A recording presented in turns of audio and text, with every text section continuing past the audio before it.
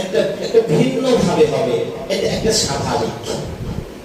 কিন্তু যখন তিনি মোটামুটি একটু হাঁটি হাঁটি পা ডাকা শিখলো, হাঁটতে শিখলো, বাবার কথা বোঝে, মায়ের কথা বোঝে, একে অপরকে কথা বলার আদান প্রদান করার মতো এরকম একটা বয়সে উপনীত হলো, সেই সময় তো আরো বেশি আদর স্নেহ মমতা ভালোবাসা তৈরি হয়। ঠিক সেই সময় ঘটনাটা ঘটে গেল। আল্লাহ রাব্বুল আলামিনের পক্ষ থেকে হযরত ইব্রাহিম আলাইহিস সালাতু ওয়াস সালামের উপরে কঠিন এক পরীক্ষা। সেই পরীক্ষার উপরই কুরআনুল কারীম কি বলছে আমরা দেখব। বিসমিল্লাহির রহমানির রহিম। فلما بلغ معه السعي قال يا بني إني أرى في المنام يا بني إني أرى في المنام أني أذبحك فانظر ماذا ترى قال يا أبت افعل ما تؤمر ستجدني إن شاء الله ما تؤمر ستجدني إن شاء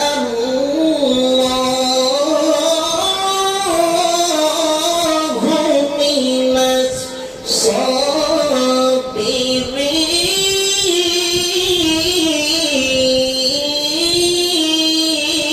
الصابرين.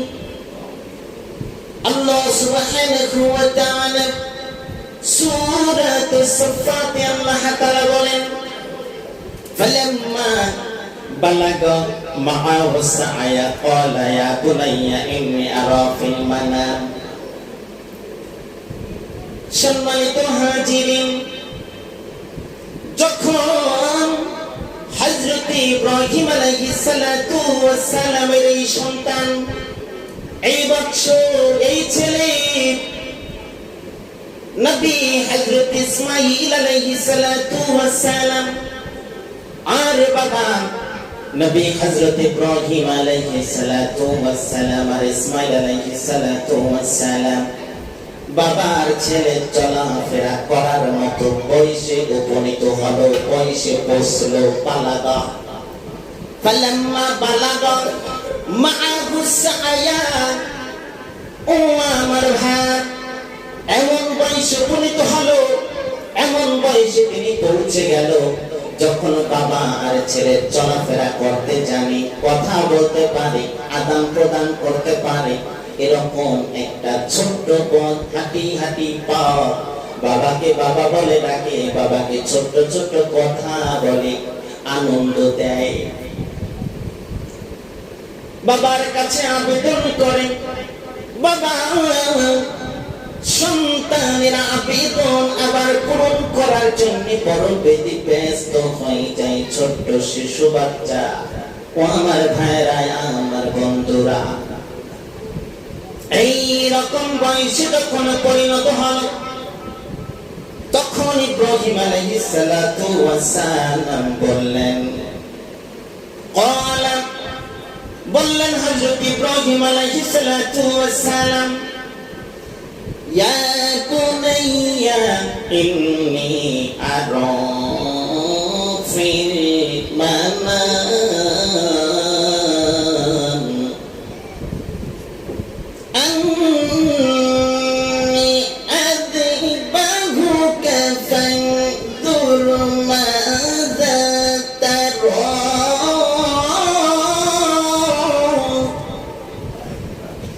ইব্রাহিম আলাইহিস সালাতু ওয়াস সালাম বললেন, হে আমার প্রিয় বৎস, হে আমার প্রিয় ছেলে, ও আমার বাবা, আব্বা জান, আমি স্বপ্নে দেখেছি, ফানজুর মাযা তারা, আমি স্বপ্নে দেখেছি যে আমি তোমাকে জবে করছি, আমি স্বপ্নে দেখেছি আমি তোমাকে জবে করছি।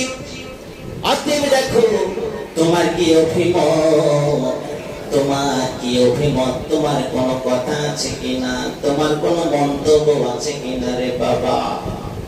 ইব্রাহিম আলাইহিস সালাম যখন এরকম কথা বললেন, ছেলে হযরত ইসমাঈল আলাইহিস সালাতু ওয়াস সালামকে যখন বললেন, قال يا أبت افعل ما تؤمر ستجدني إن شاء الله من الصابرين।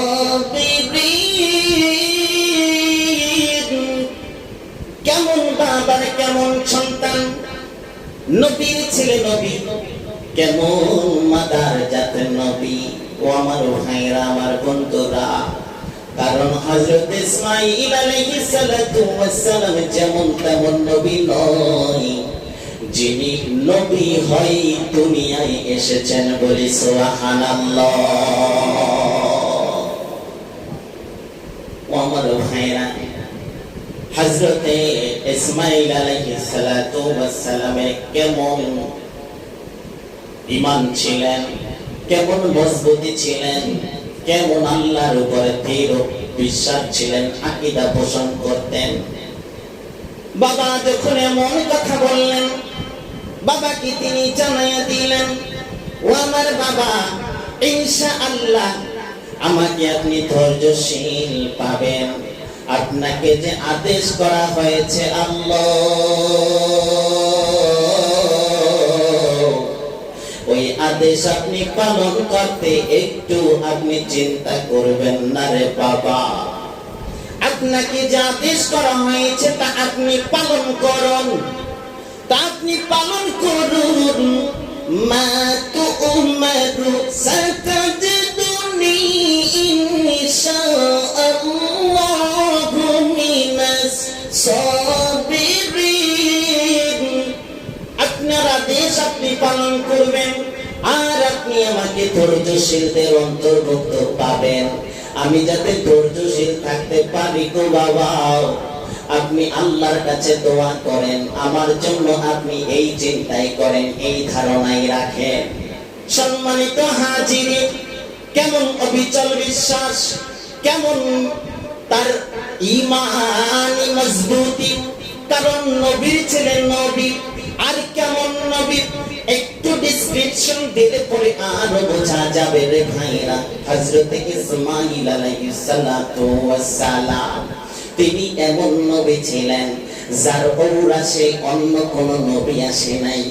ও আমার ভাইরা, এই পৃথিবীতে যত নবী এসেছে, এই পৃথিবীতে যত রাসূল এসেছে, 1,00,000 কিংবা 2,24,000 নবী এই পৃথিবীতে আল্লাহ তাআলা পাঠিয়েছেন।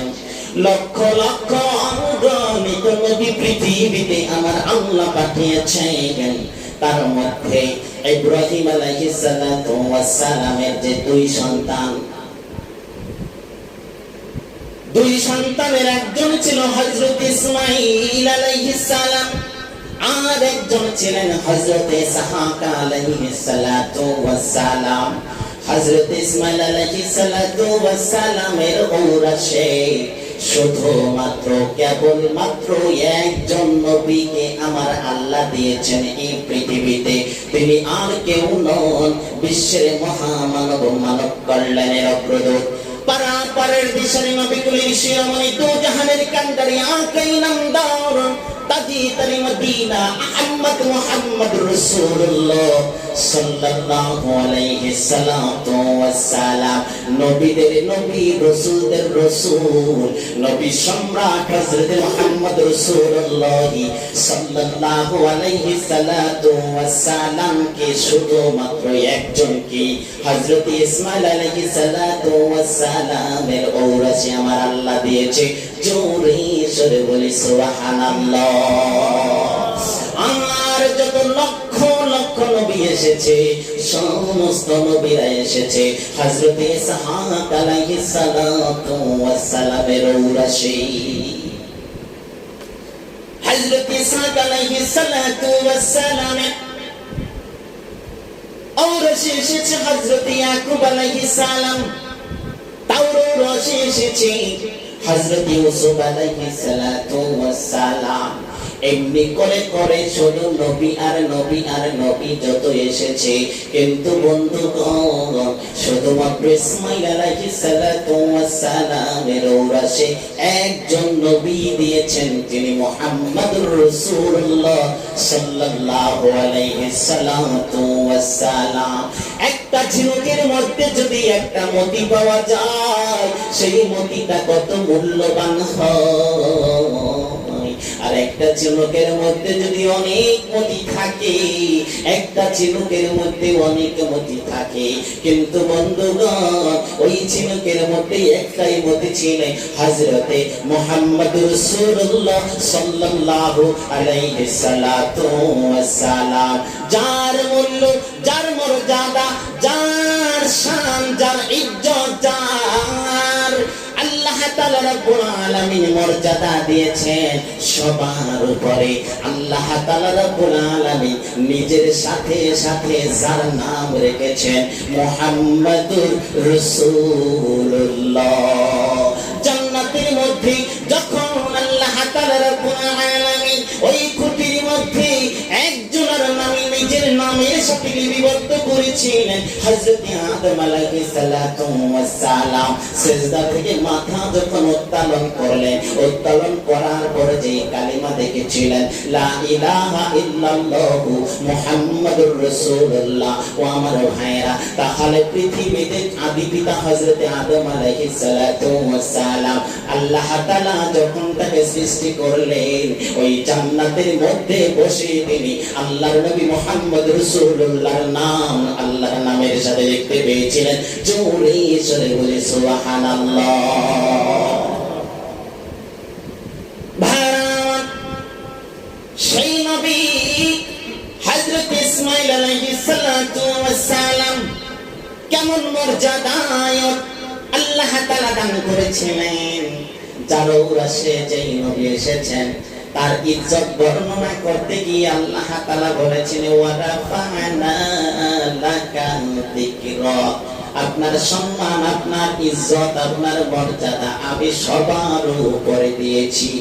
অতএব সেই নবীর ধৈর্য, সেই নবীর সেই নবীর অভিনয় ইব্রাহিম আলাইহিস সালাতু ওয়াস সালাম যখন জানতে চাইলেন, রে বাবা, আমি যখন তোমাকে দেখেছি জবে করতেছি, কুরবানি দিতেছি, ও বাবা তোমার অভিমত কি জানাবেনি? হযরত ইসমাঈল আলাইহিস সালাতু ওয়াস সালাম বললেন, ও বাবা, আপনাকে যে আদেশ করেছে সে আদেশ আপনি পালন করুন, সেই আদেশ পালন করুন বাবা, ইনশাআল্লাহ আপনি আমাকে ধৈর্যশীল হিসাবে পাবেন। আর একবার বলি সুবহানাল্লাহ। সম্মানিত হাজিরিন,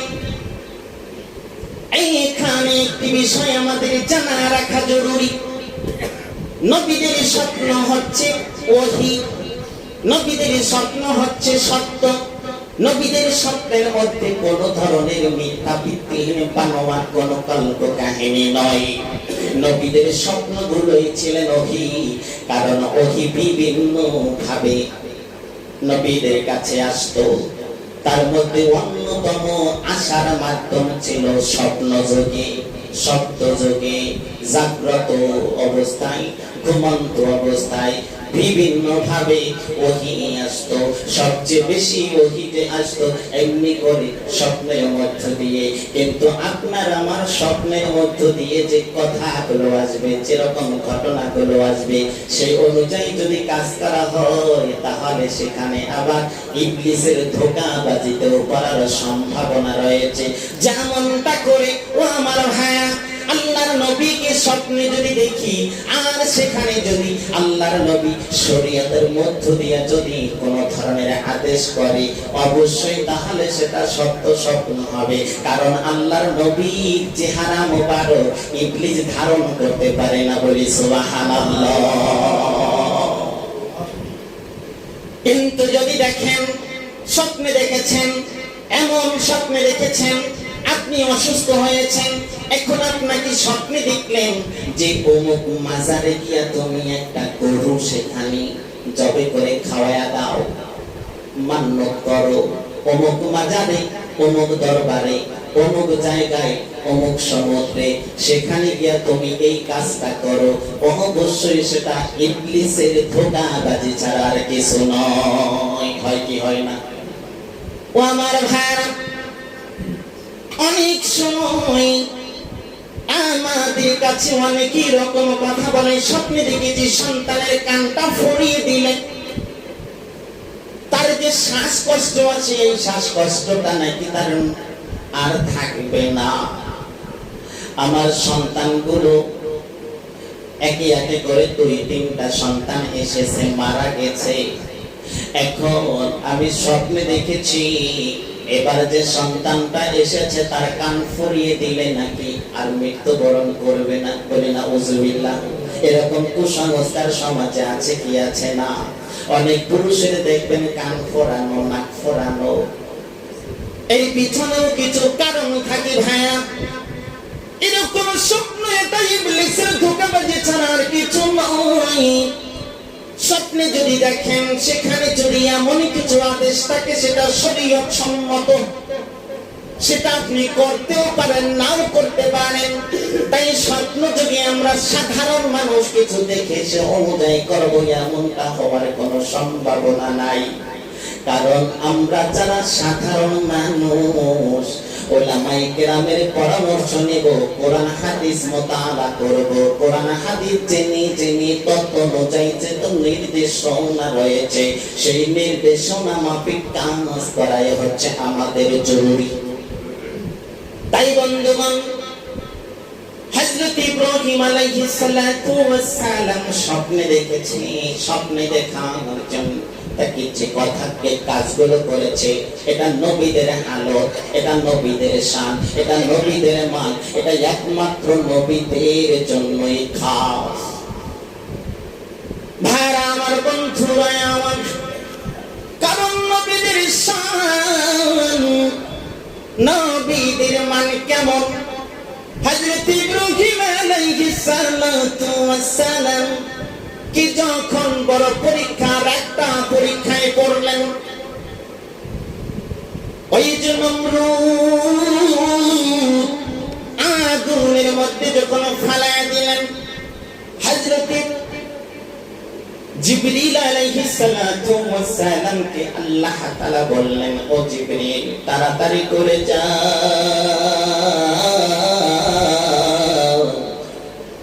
জান্নাত থেকে একটা পোশাক নিয়া আমার খলিল আমার বন্ধুকে পরাইয়া দাও।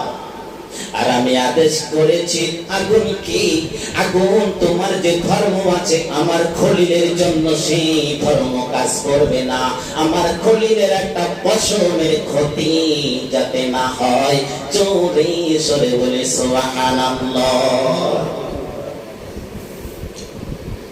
এখানে বলা হয়েছিল সালামান আলা ইব্রাহিম, এখানে সালাম ব্যবহার করেছেন শান্তিদায়ক হয়ে যাও। এমন শান্তিদায়ক, এমন ভাবে তুমি ঠান্ডা হইতে পারবা না যেই ঠান্ডা বরফের মতো হয়ে যায়। আমার বন্ধু কষ্ট পাবে।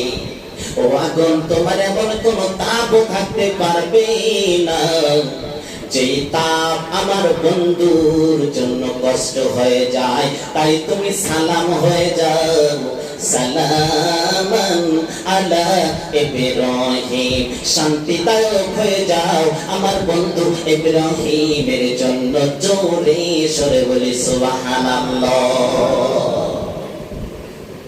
জিবরিল আমিনকে বললেন, জিবরিল তাড়াতাড়ি করে চলে যাও আমার বন্ধু হযরত ইব্রাহিমের কাছে, আর জান্নাত থেকে একটা পোশাক নিয়ে যাও, পরাইয়া দাও।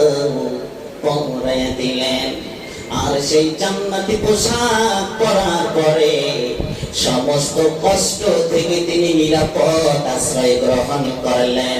সেখানে তিনি অবাধে ফুল বাগানে তিনি হাঁটা চলা করেন, জান্নাতি সুখে তিনি সেখানে বসবাস করা শুরু করে দিলেন। বলি সুবহানাল্লাহ। সেই পোশাক হযরত ইসহাক আলাইহিস সালাতু ওয়াস সালাম কে দিয়েছিলেন। সেই পোশাক হযরত ইসহাক আলাইহিস সালাতু ওয়াস সালাম থেকে ইয়াকুব আলাইহিস সালাতু ওয়াস সালাম পেয়েছিলেন। সেই পোশাক হযরত ইউসুফ আলাইহিস সালাতু ওয়াস সালাম কে যখন ওই যে 11 ভাই নিয়েছিলেন তখন পোশাকটা দিয়েছিলেন ইয়াকুব আলাইহিস সালাম। বলল ইউসুফ রে, আমি তোমাকে যে পোশাকটা দিলাম তুমি বড় নিরাপদে রাখিও। বিপদে যখন পড়বা ইউসুফ, তখন এই পোশাকটা তোমার শরীরে থাকলে আল্লাহর পক্ষ থেকে এই বেলায়েতি পোশাক আল্লাহ তাআলা রাব্বুল আলামিন তোমাকে রক্ষা করবে। ভাইরা যখন মারা শুরু করে দিল, নির্যাতন করলো, বিভিন্ন ভাবে লাঞ্ছনা দিল, বঞ্চনা দিল, কষ্ট দিল, ধাক্কা দিল, লাথি মারলো, ঘুষি মারলো, তারপরে কুয়ার মধ্যে যখন ফেলা দিল, পোশাকের মধ্যে ছিল বাবার দেয়া সেই বেলায়েতি পোশাক। আল্লাহ তাআলা রাব্বুল আলামিন তার কুদরত দ্বারা কুওয়াত দ্বারা হযরত ইউসুফ আলাইহিস সালাতু ওয়াস সালাম কে আল্লাহ তাআলা রক্ষা করেছিলেন। এক পর্যায়ে তাকে আজিজ মিসর বানায় দিলেন। আজিজ মিসর যখন হইলেন, যখন দুর্ভিক্ষ দেখা দিল, দুর্ভিক্ষের এক পর্যায়ে ওই ভাইরা যখন এসেছিলেন, তখন পর্যায়ক্রমে ভাইদেরকে পরিচয় দিয়ে দিলেন। বিশাল ঘটনা খুব সংক্ষিপ্ত আকারে বলছি। সম্মানিত হাজিরিন, ভাইদেরকে যখন পরিচয় দিলেন, ভাইরা যখন বললেন, ও ভাই ইউসুফ, তুমি আজকে আজিজ মিসর, ও ভাই ইউসুফ, আমার বাবা তোমার জন্য কান্না করতে করতে বছরের পর বছর, যুগের পর যুগ তিনি দৃষ্টি শক্তি হারিয়ে ফেলেছে। তিনি অন্ধ, দেখতে পাই না। শুধুমাত্র তুমি ইউসুফ ইউসুফ ইউসুফ ইউসুফ করতে করতে হযরত ইউসুফ আলাইহিস সালাম এইবার সেই পোশাকটা নিয়ে আসলেন আর বললেন, ভাই তোমাদের মধ্যে এমন কোন ভাই আছে এই মুহূর্তে পোশাকটা নিয়ে আমার বাবা জানের কাছে চলে যাবে? তারিক ভাই ছিলেন লাবিব, তিনি বললেন, ভাই আমি যাব। এবার তার কাছে পোশাকটা দিয়ে দিলেন আর বলে দিলেন, লাবিব রে, দেরি করবে না, কোন রকম কালকে ফোন না করে তাড়াতাড়ি করে বাবার কাছে চলে যাবে আর বাবার কাছে নিয়ে বলবে এই পোশাক আপনাকে শিফা দান করবে আল্লাহ তাআলা রাব্বুল আলামিনের কুদরত দ্বারা, কুওয়াত দ্বারা, রহমত দ্বারা। অতএব এই পোশাকটা বেলায়েতি পোশাক, যেই পোশাক হযরত ইব্রাহিম আলাইহিস সালাতু ওয়াস সালাম থেকে পর্যায়ক্রমে আমি ইউসুফের কাছে এসেছে, আমার বাবা হযরত ইয়াকুব আলাইহিস সালাম দিয়েছিল। তাই এই পোশাকটা আমার বাবা জানের চোখে স্পর্শ করবে। স্পর্শ করার পর আল্লাহ তাআলা রাব্বুল আলামিনের দেয়া তার দৃষ্টি শক্তি ফিরে পাবে। জোরে সরে বলি সুবহানাল্লাহ। সম্মানিত হাজিরিন, সেই নবী হযরত ইব্রাহিম আলাইহিস সালাতু ওয়াস সালাম, সেই নবীর কুরবানি 4000 বছর আগ থেকে শুরু করে আজ পর্যন্ত ধারাবাহিকভাবে চলছে। সেই ধারাবাহিকতার মধ্যেই হচ্ছে আজ এই জুমাবার 10 দিনের মধ্যে অন্যতম দিন। ও আমার ভাইরা, এই জন্য আমরা কোরবানি করব সহিভাবে, খুলুসিয়াতের সাথে, একমাত্র শুধুমাত্র আল্লাহর জন্য করতে পারবো কিনা? ইনশাআল্লাহ। কোরবানি করব কার জন্য? কার পক্ষ থেকে? আমার পক্ষ থেকে, আপনার পক্ষ থেকে, পরিবারের পক্ষ থেকে, বাবার পক্ষ থেকে, মায়ের পক্ষ থেকে, ভাইয়ের পক্ষ থেকে। কিন্তু কোরবানি হবে একমাত্র কার জন্য? কোরবানি হতে হবে আল্লাহর জন্য। আপনার পক্ষ থেকে আপনার নামে কোরবানি নয়, বাবার নামে কোরবানি নয়, মায়ের নামে কোরবানি নয়, ছেলের নামে কোরবানি নয়। কোরবানি হতে হবে লিল্লাহি রাব্বিল আলামিন।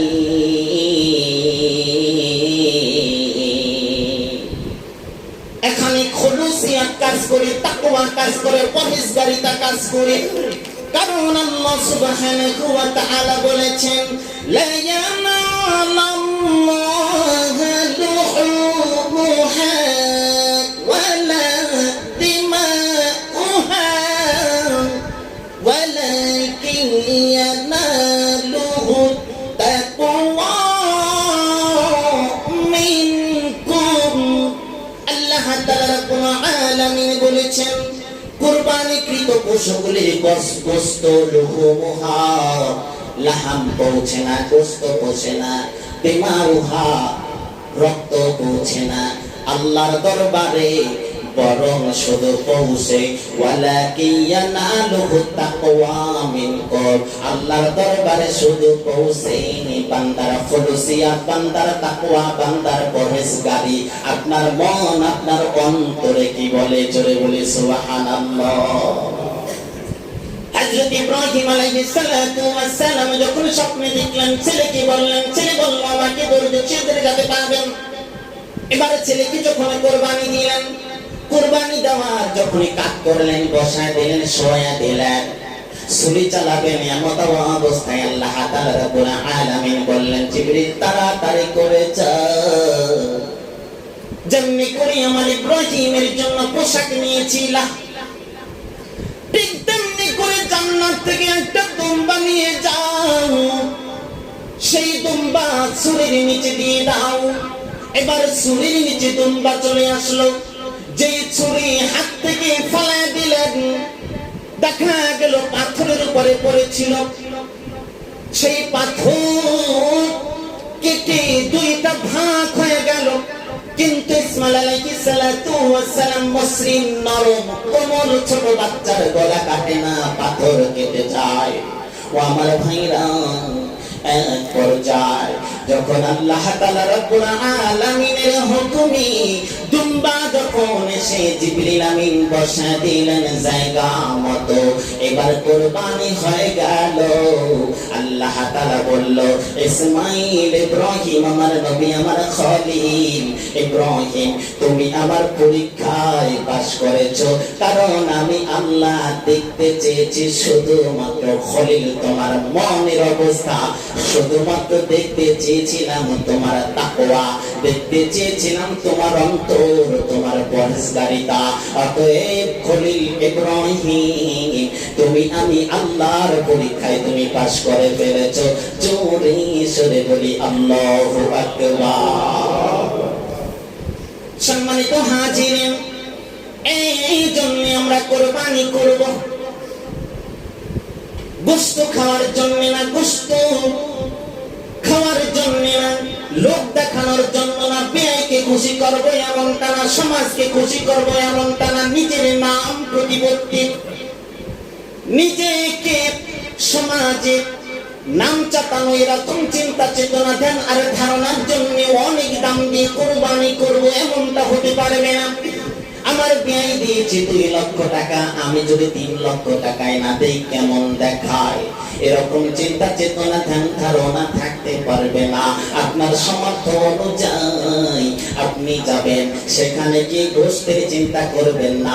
আপনার পছন্দ হয়েছে, চোখে লেগেছে, আপনার ভালো লেগেছে, দাম দস্তর করে সেখান থেকে আপনি এমন এক উট কিনলেন, গরু কিনলেন, দুম্বা কিনলেন, ছাগল কিনলেন, ভেড়া কিনলেন, নির্দিষ্ট এই জন্তুগুলো আপনি নিয়ে আসবেন।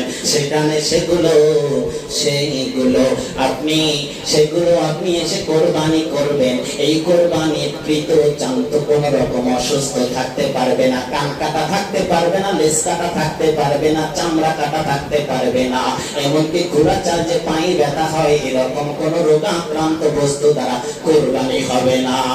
আর কোরবানি দিবেন যেহেতু 7টা ভাগে আপনি দিতে পারবেন, আপনি শরীরদার নিতে পারবেন। তবে সেখানে যদি কোনো ক্রমে কোনোভাবে একজন সুদখোর, ঘুষখোর এরকম যদি লোক আপনার একজন শরীরদার হয়, বাকি 6 জনের কোরবানি বিফলে যাবে। গোশত খাওয়া ছাড়া আর কোনো লাভবান হওয়ার সম্ভাবনা না। জেনে শুনে দেখে তারপরে আপনি তাকে আপনার শরীরদার নিতে পারবেন। আর যদি আপনার সমর্থন নাই থাকে তাহলে প্রয়োজনে শুধু ছাগল দিয়েই দেন। কিন্তু আপনার শরীর যদি সুদখোর হয়, ঘুষখোর হয়, আপনার শরীর যদি এরকম এক অসৎ ব্যক্তি হয়, তাহলে কিন্তু আপনার কোরবানি হবে না। তাই অবশ্যই এইগুলো লক্ষ্য করা জরুরি। সম্মানিত হাজিরিন, যিনি কোরবানি দিবেন 10, 11, 12 এই যে 3 দিন 10, 11, 12 এখানে 10, 11, 12, 13 এখানে আপনি যে নিসাবের মালিক পরিমাণ সম্পদের অধিকারী যদি আপনি হন, তাহলে অবশ্যই আপনার উপরে কোরবানি ওয়াজিব, আপনাকে অবশ্যই কোরবানি দিতে হবে। আপনার পরিবারে যদি 4 জন ব্যক্তি থাকেন, 4 ভাই, কিন্তু এখনো ভাগ বাটোয়ারা হয় নাই, জমি ভাগাভাগি হয় নাই, বাড়ি ভাগাভাগি হয় নাই, এখনো একটা সংসারে আছেন, কিন্তু আপনার 4 ভাই, 4 জনই চাকরিজীবী, 4 জনই সমর্থবান, 4 জনের উপরে কোরবানি ওয়াজিব। 4 জনে আপনার ভিন্ন ভিন্ন ভাবে কোরবানি দিতে হবে। প্রয়োজনে একটা গরু কিনে সেখানে এক একজনের পক্ষ থেকে আপনার কোরবানি দিবেন। শুধুমাত্র এক ভাই কোরবানি দিবেন, বাকি 3 ভাই আপনার সাথে থাকবে, এরকম হতে পারবে না। অবশ্যই যিনি সমর্থবান হতে পারে, ভাই হতে পারে আপনার পরিবারে, অবশ্যই 4 জনের পক্ষ থেকে কোরবানি দিতে হবে। সম্মানিত হাজিরিন, এখন বলবেন বাবা তো মারা গেছে, তার নামে কোরবানি দেওয়া যাবে কিনা?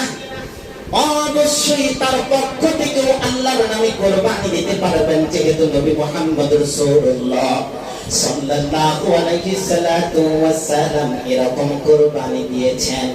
অতএব আপনার মৃত্যু বাবার পক্ষ থেকেও আপনি কোরবানি দিতে পারবেন, মৃত্যু মায়ের পক্ষ থেকেও আপনার কোরবানি দিতে পারবেন, কোনো অসুবিধার কারণ নাই।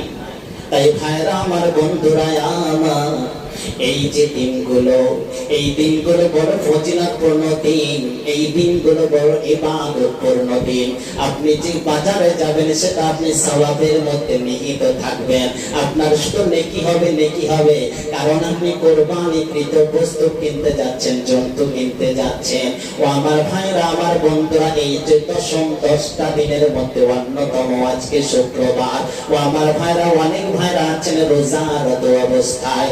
সম্মানিত হাজিরিন, তাই যখন হাঁটবো, চলবো, কথা বলবো, কথার মধ্যে কোনো অশ্লীলতা থাকতে পারবে না, কথার মধ্যে কোনো গালিগালাজ থাকতে পারবে না, বকাবাজি থাকতে পারবে না, কিবত থাকতে পারবে না, পরনিন্দা থাকতে পারবে না।